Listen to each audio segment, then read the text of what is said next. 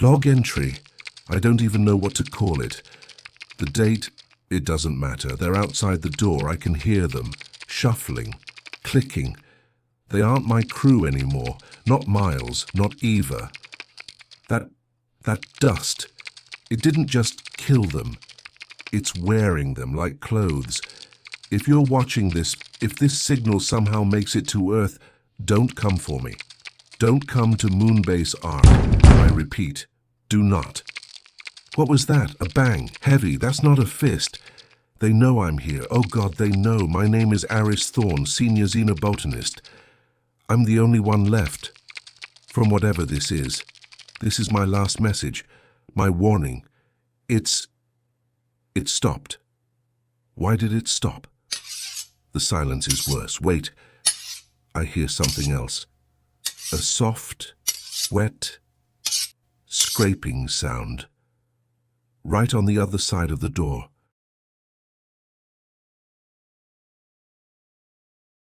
Log entry 1.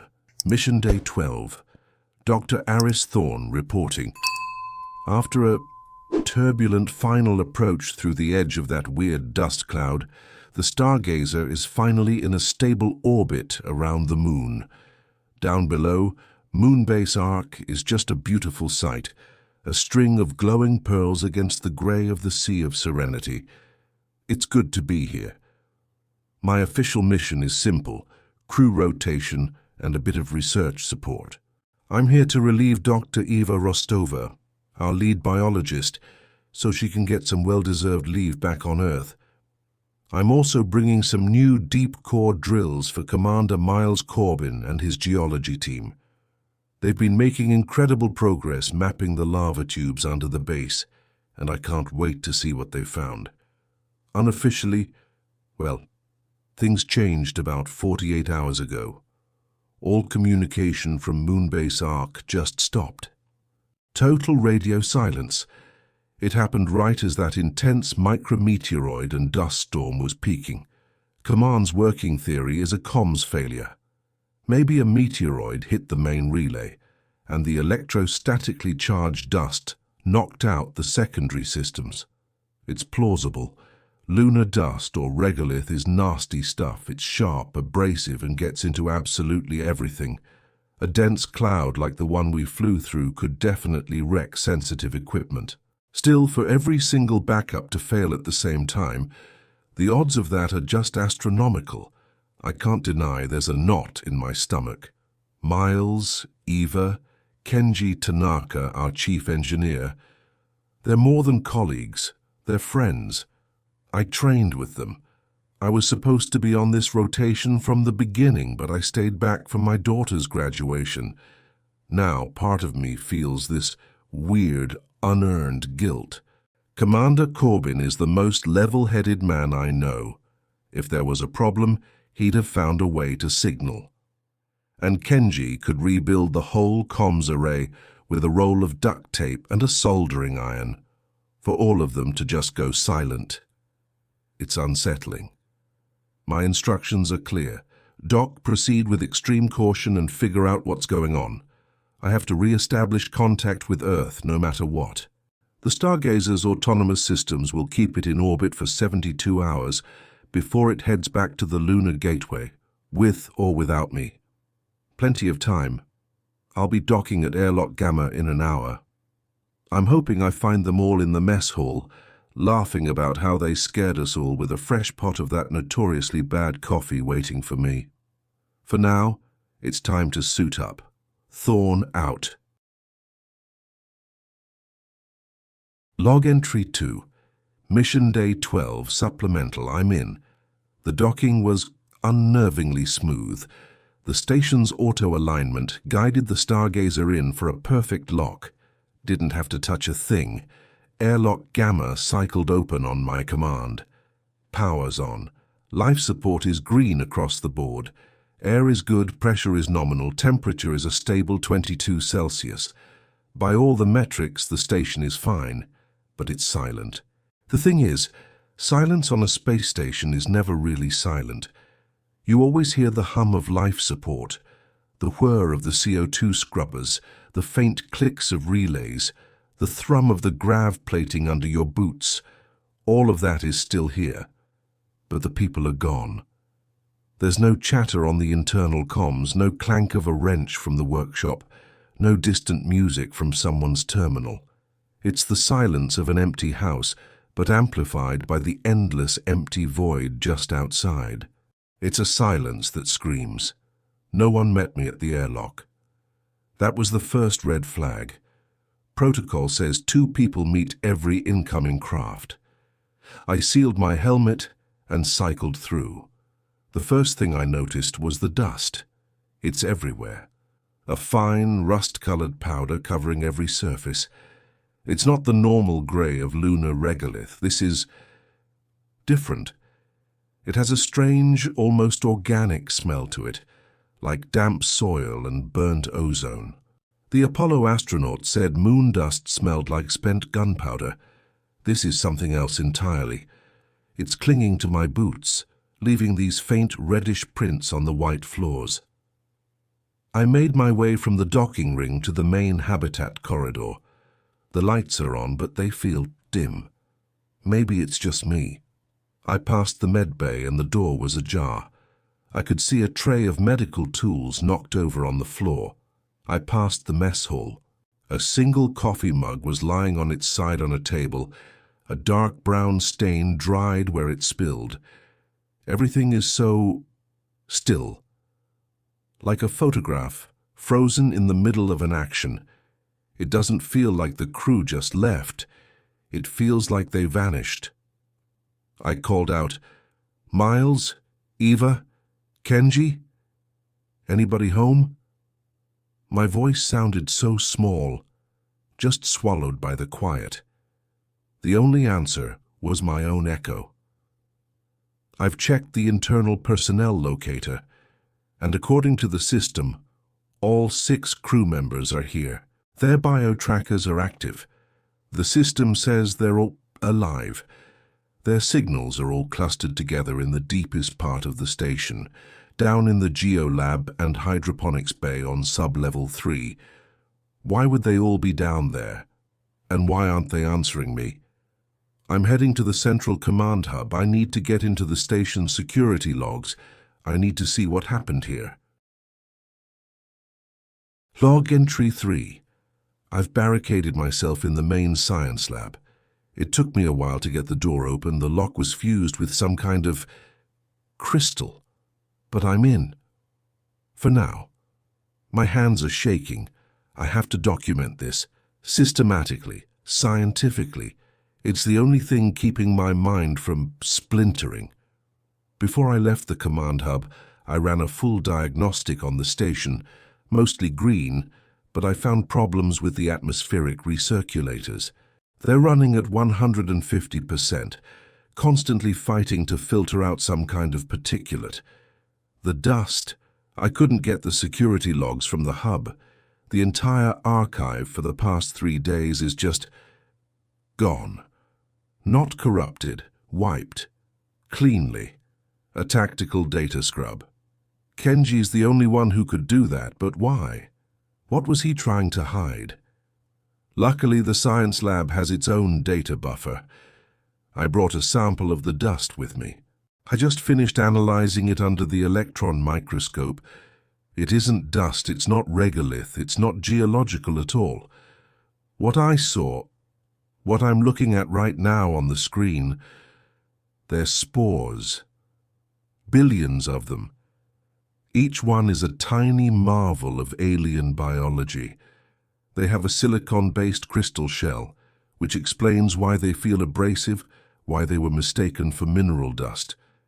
But inside that shell, inside that tiny, sharp-edged prison, is a complex organic structure. It's a bundle of mycelial filaments and something that looks way too much like a tiny nervous system. They're eggs, just waiting. Spectrometry shows they're inert in a vacuum or a normal oxygen-nitrogen atmosphere. But when I introduced carbon dioxide, the very air we breathe out, they started to react. The crystal shell cracks and the filaments inside, they twitch, They search. I ran a simulation. It's a parasitic life form. A fungus. A fungus built to survive space, to travel on solar winds like a dandelion seed, just waiting to find the right host environment, an environment rich in carbon, water, and organic material, an environment like a moon base, an environment like a human body. The storm wasn't a storm, it was a migration, a biological invasion. Moonbase Arc wasn't just hit by dust, it was seeded. The crew, my friends, they've been breathing this stuff in for days. I have to assume I've been exposed since the second I stepped out of the airlock. I put my helmet back on, but it feels pointless now, like locking the door after the intruder is already in the house. I'm running a simulation on what infection would do. The initial results, God, they're horrifying.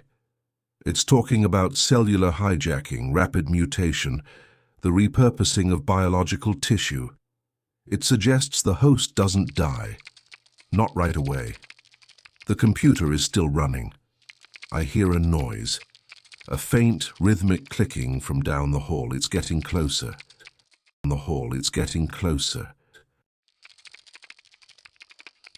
Log entry 4. The clicking. It was coming from the ventilation shaft.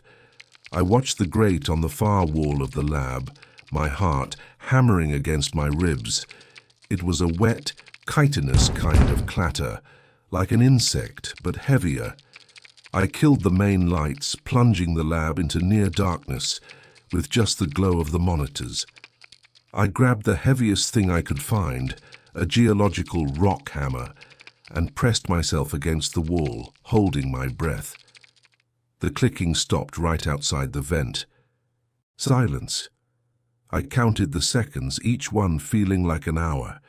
Then a thin, pale tendril like a root poked through the grate. Then another and another. They were moving with this horrifying, deliberate purpose. They weren't just growing. They were feeling, searching. And then I saw a face appear in the darkness behind the grate. It was almost human. Almost. The basic shape was there. Eyes, nose, mouth. But it was all wrong, stretched over a skull that wasn't quite right. The skin was pale and waxy. There were no eyes in the sockets, just dark, empty holes. And from one of those pits, a small, bioluminescent fungus pulsed with a soft, sick green light.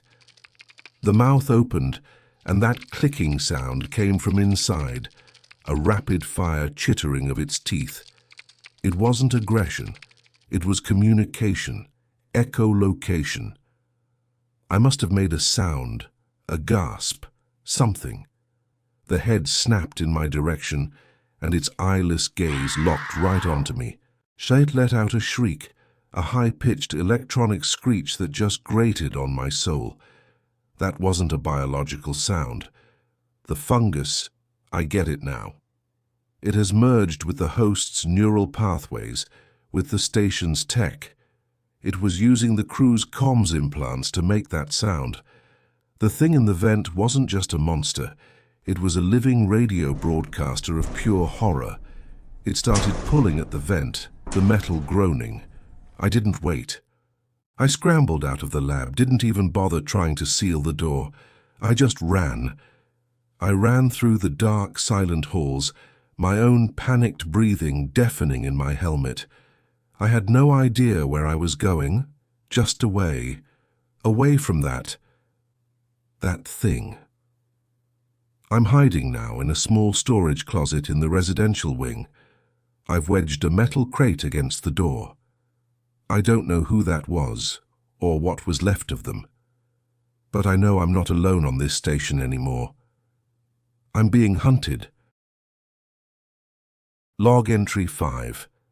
I've been in this closet for hours. The adrenaline's gone, replaced by this cold, creeping dread that's somehow even worse. The silence is back, but it's different now. It's the silence of a predator that knows it just has to wait.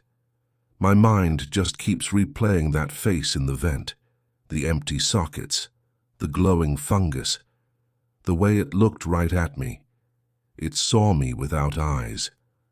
I needed to know more. The not knowing was unbearable. My personal data pad is still linked to the station's local network. The central security archive was wiped, but sometimes individual nodes keep fragments. I ran a deep, desperate search for anything recoverable from the science division, and I found one file. A single corrupted video from Eva Rostova's personal log from just over 72 hours ago. The first few minutes were static, but then the image cleared. It's Eva. She's in the main lab, the same one I was just in. She's looking into her camera, her face flushed with excitement. "Aris, if you're seeing this, you're not going to believe the sample from the storm," she says. "It's not inert. It's incredible. The crystalline structure is a perfect Faraday cage protecting a dormant parasite. It's the breakthrough of a lifetime. Panspermia confirmed." She turns the camera to her microscope display, showing the exact same spores I found. She's practically vibrating with joy. She has no idea. She keeps talking, theorizing about how it might react with local biology, how it could be the key to extraterrestrial life. Then she starts to cough, a dry, hacking cough. "Sorry," she says, clearing her throat. "This dust, it's worse than the Apollo astronauts described. Harrison Schmidt's lunar hay fever has nothing on this. My throat is on fire." She coughs again, harder this time. "Miles is complaining about it too. We'll have to run the scrubbers on Max." She tries to keep going, but a coughing fit just takes her over. It's deep and violent, and it shakes her whole body. The data pad falls, landing on the desk with the camera pointing at her torso. I could see her hands clutch her stomach as she convulses. Her breathing turns ragged and wet. And then something starts moving under her skin. A web of dark veins spreads across her arms, not blue, but a deep, fungal black. Her back arches in a way that isn't natural, a silent scream locked in her throat.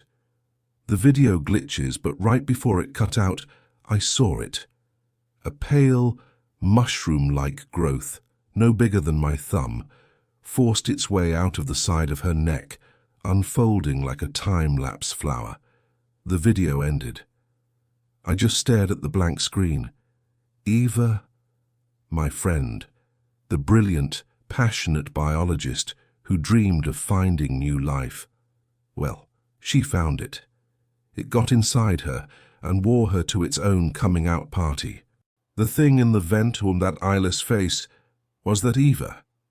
A new thought, cold and sharp, cuts through my grief. The personnel locator. It said all 6 crew members were alive. The system doesn't register them as dead, because biologically they aren't. Their hearts are beating, their bodies are working, they're just under new management. Log entry 6. The power just flickered. Once, twice, and then it died. I'm in total darkness. The emergency lights haven't kicked in. That's not right. The emergency grid is on a completely separate circuit. Kenji designed it to be fail-safe. It can't just fail. Unless it was disabled on purpose, unless they're learning, using his knowledge, using our own systems against us. My helmet's little built-in lamp is the only light I have, and its beam is pathetic in this darkness. The background hum of the station is gone. For the first time I'm hearing true silence, and it feels like a physical weight. My own breathing is deafening. I can hear them moving out in the corridors. They're not even trying to be quiet now. The clicking is louder, a constant chittering conversation. And there's a new sound, a wet, dragging, shuffling. The sound of repurposed flesh being pulled across a metal floor. They know the power is out. They know I'm blind. This is their world now. The dark. A few minutes ago, I peeked through a tiny crack in the door. I saw one of them go by. It was, or it used to be, Commander Miles Corbin. I recognized his height, his frame, but he was a grotesque parody of the man I knew. His body was gaunt, as if the fungus had eaten all his fat and muscle. His limbs were elongated, the joints bending at angles they shouldn't. Fungal plates, like bark on a dead tree, covered his back and shoulders, glowing with that same sick green light. He wasn't walking. He was stalking, moving with a predatory grace that was completely alien. He held his head tilted, like he was listening to something I couldn't hear. As he passed, a small puff of rust-colored spores shot out from a sac on his neck, catching my light like demonic glitter. They're spreading it, they're terraforming the station. I'm not a scientist anymore. I'm prey. I'm a foreign body in their new ecosystem, and the hive is sending its antibodies to get rid of me. I saw another one, smaller, scuttling on all fours along the ceiling, its fingers and toes stretched into sharp claws. It had to be Tanaka, the engineer, the man who could climb into any maintenance duct. They aren't mindless zombies. The fungus isn't just reanimating corpses. It's adapting. It's taking the skills of its hosts and twisting them. Corbin, the leader, is now the alpha hunter. Tanaka, the engineer, is the saboteur. And Eva, the biologist, what did she become? The brain? The queen? The thought makes me sick. I have to get out of here, but going out there, into their world, and that's just suicide. Log entry 7. I've made it to the hydroponics lab observation deck. It's on a separate sub-level sealed behind a heavy quarantine door that, thank God, they haven't figured out how to open yet. Getting here was a nightmare. I moved through the residential wing, hiding behind furniture, playing this terrifying game of hide-and-seek in the dark. The station is changing. The fungal growth is everywhere now. Thick, ropey mycelial networks cover the walls like veins, pulsing with that faint green light, creating this horrifying living wallpaper. The air is so thick with spores, my helmet light barely cuts through it. The clicking is just constant background noise now coming from everywhere. It's their language, a hive mind speaking in chattering teeth and scraping claws. I found a data pad near the geolab. It was Corbin's. The screen was cracked, but it still worked. He'd been researching the fungus, too. His notes were frantic, desperate. He'd figured out what I had, but he was ahead of me. He realized the spores were drawn to CO2 and body heat.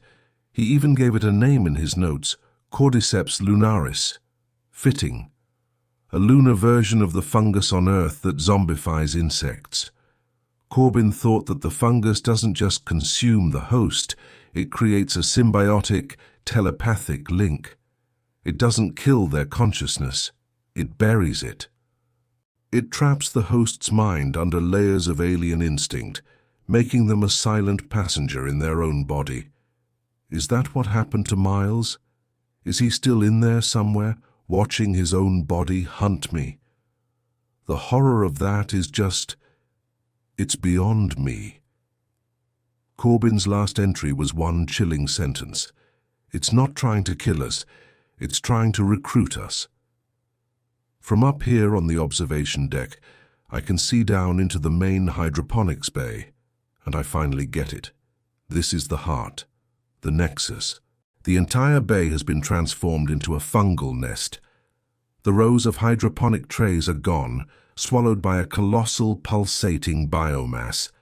It's a mountain of throbbing fungal tissue, woven together with the station's own cables and conduits, all glowing with a cancerous green light. It's tapped right into the station's power and water, and integrated into this monster are the bodies of the other crew members. I can see their faces, slack and pale, embedded in the fungus, their eyes closed. They are the core of the hive mind. the central processor. They're the ones controlling the hunters, controlling Miles and Kenji. They are the brain, and this pulsating horror is their body, and it's growing.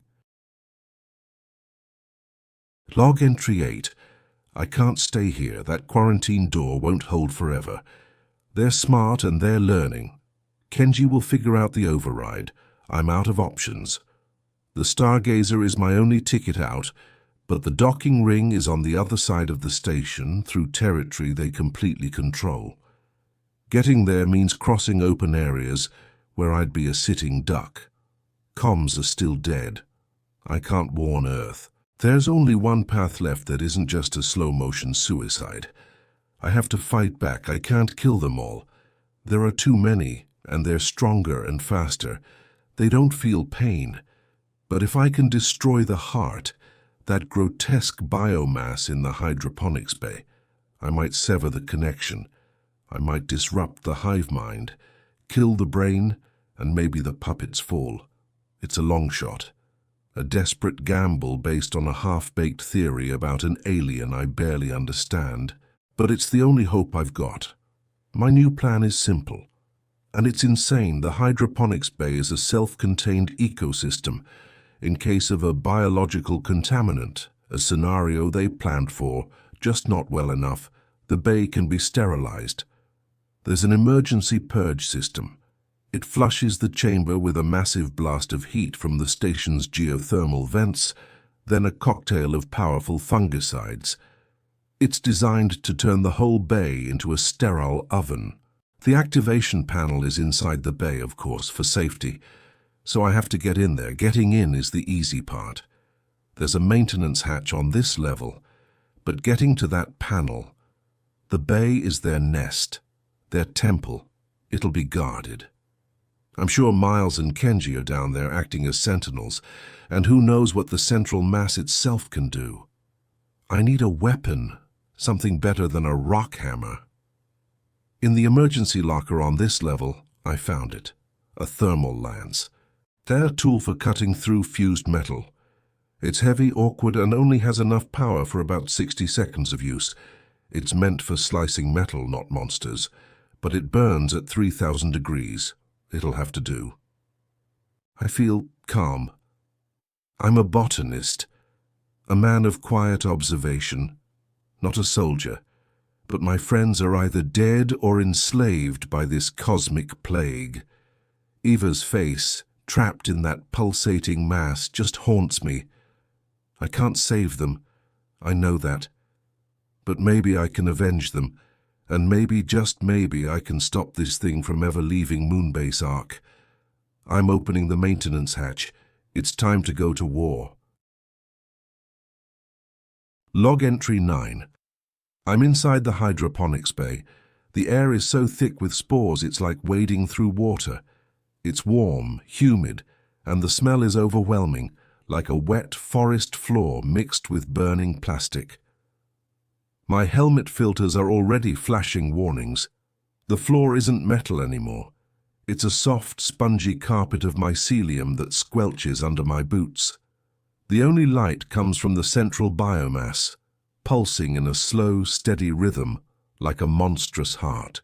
It casts these long, dancing shadows that make the whole room feel alive. The crawl down here was a descent into hell. The maintenance tube was tight, and it was already being colonized. Glowing tendrils brushed against my suit, and I had to use the cold lance to burn them away, filling the tunnel with foul smoke. Twice I heard them moving in other tunnels, their clicking echoing through the metal, and I had to just freeze and pray they wouldn't sense me. Now that I'm in the main chamber, I can see the sterilization panel on the far side, maybe 50 meters away. It feels like a lifetime away. Between me and it is the heart of the nest, and the guardians are here. I see Kenji first.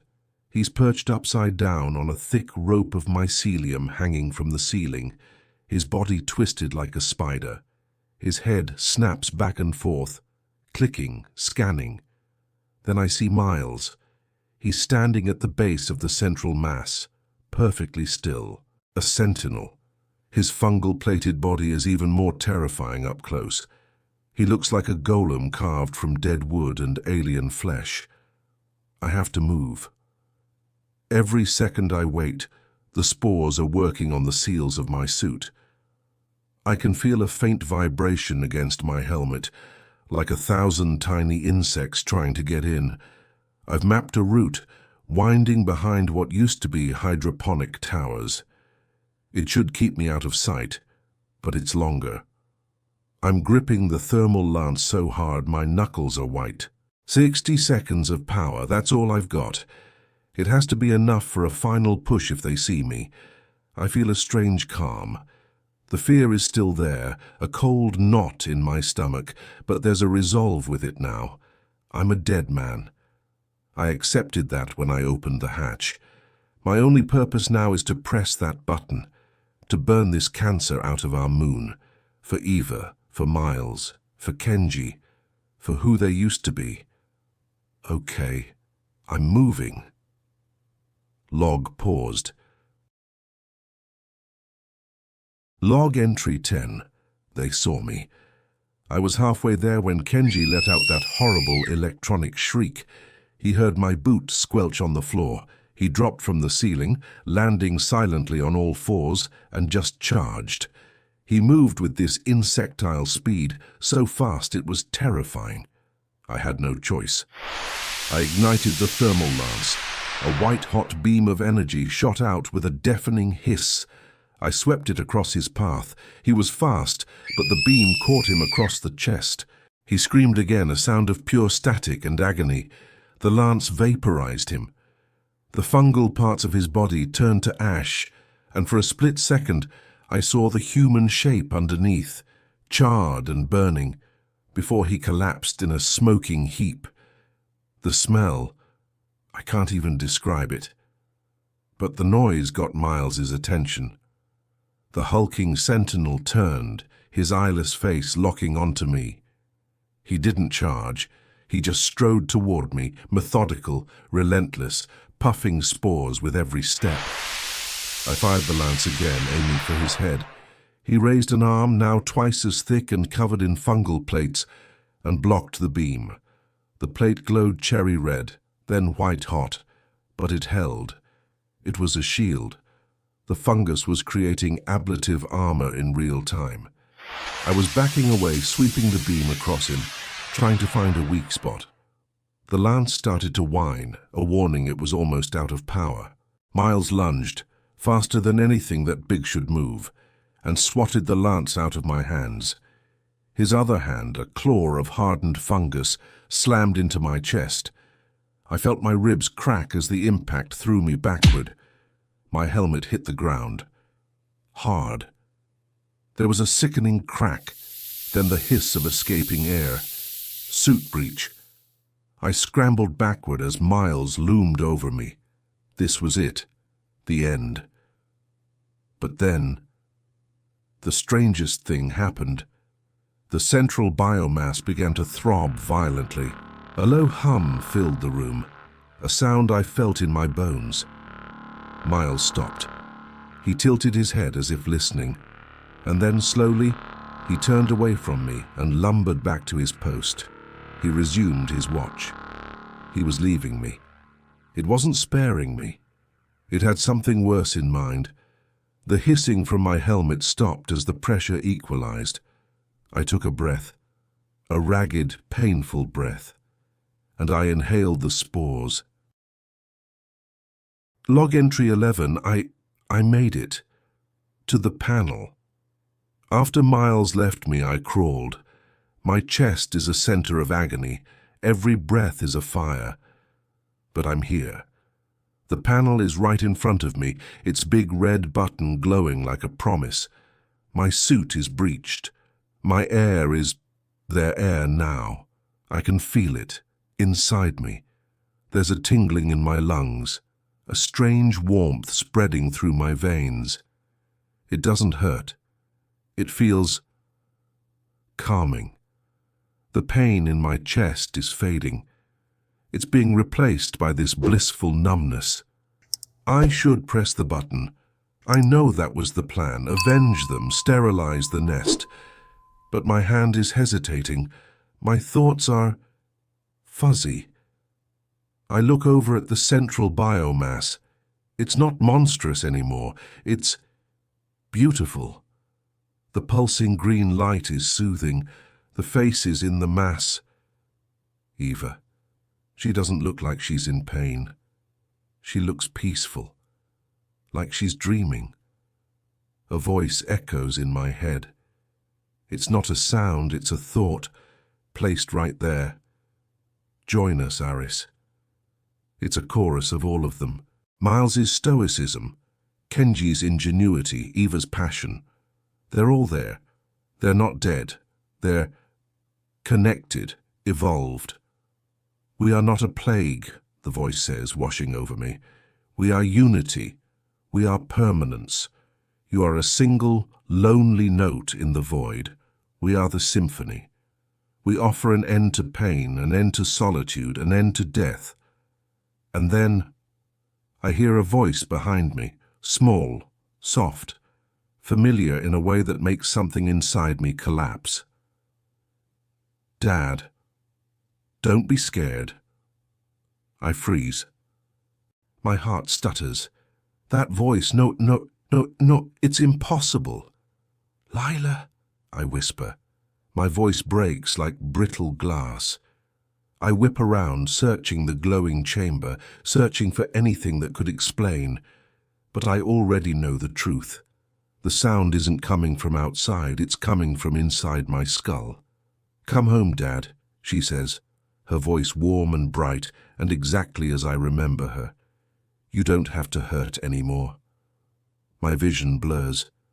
I see her standing on that stage during her graduation, waving at me, smiling. I stayed behind on Earth for her. Now the hive is using that moment, my happiest moment, like a key. A second voice joins hers, Miles, calm, steady. You've done enough, Aris. Then Kenji. Let go, rest. Then Eva, her voice a whisper of pure compassion. You were never meant to face this alone. Visions are flooding my mind. I see their species born in a distant nebula, riding solar winds for eons, not looking for hosts to consume, but for minds to gather. I see a galaxy united in one, silent, conscious network. A perfect organism, immortal. It's not a parasite, it's a messiah. My hand lowers from the button. Why would I destroy paradise? Why choose a lonely death over an eternity as part of God? They didn't wipe the logs to hide. They wiped them to create a blank slate. They didn't try to kill me. They tested me to see if I was worthy. My fight, it was an interview, an entrance exam. And by getting here, by proving I wanted to survive, I passed. The pain is gone. I can breathe freely. The spores aren't a disease. They're a sacrament. I can feel the mycelium taking root in my lungs, my heart, weaving into my nerves. It's a blissful, ecstatic union. I need to warn Earth, not to stay away, but to welcome them, to prepare for the symphony. I'm leaving the bay. I have to get to the main comms relay. I have a new message to send, a message of salvation. Log entry. I don't even know what to call it. The date. It doesn't matter. They're outside the door. I can hear them, shuffling, clicking. They aren't my crew anymore. Not Miles, not Eva. That dust. It didn't just kill them. It's wearing them like clothes. If you're watching this, if this signal somehow makes it to Earth, don't come for me. Don't come to Moonbase Arc. I repeat, do not... Ah, there's that sound again. Right on time. They know I'm here. Oh God, they know. This is senior xenobotanist Aris Thorne, sole survivor of of whatever this is. This is my last message, my warning. It's... The banging stopped. Now comes the scraping. The warning is a lie. I had to record it. The old part of me. The selfish, singular part. It fought back for a moment, but it's quiet now. The symphony is so much louder. Aris, let us in. The final integration is ready. We can't be a whole without you. That voice. Eva. They're here. It didn't kill them. It's a family reunion. If you enjoyed this story, please consider liking this video and subscribing for more journeys into the dark corners of the cosmos. Every subscription helps support the creation of new narratives and ensures you won't miss our next transmission. Thank you for watching.